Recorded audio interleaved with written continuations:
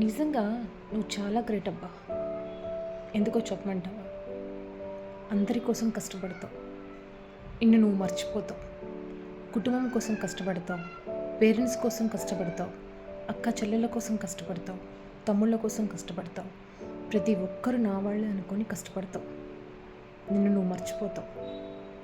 దానికి ఎంత ఇచ్చినా కూడా తక్కువే. నీ కష్టం వాల్యూని ఎవరు లెక్క కట్టగలరు? అవునా కదా? నీ గురించి నువ్వు ఆలోచించుకొని ఎన్ని రోజులైంది? ఒకరోజు నీకంటూ ఒక సమయాన్ని కేటాయించుకో, ప్రశాంతంగా గడుపు. ఈరోజు నాది అని హ్యాపీగా ఫీల్ అవ్వు. ఆ రోజంతా స్మైల్ చేస్తూనే ఉండు. నిన్ను నువ్వు ఒకసారి గుర్తు చేసుకో. ఆ సమయం ఎవరికి ఇవ్వద్దు, సరేనా?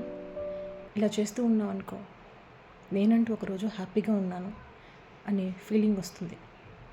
అవునా కదా? ఇంత చేస్తున్న నీకు కొంత సమయం కూడా తీసుకోకపోతే ఎలా చెప్పు? అన్ని బాధ్యతలు మీదేసుకొని అన్నీ మోస్తావు.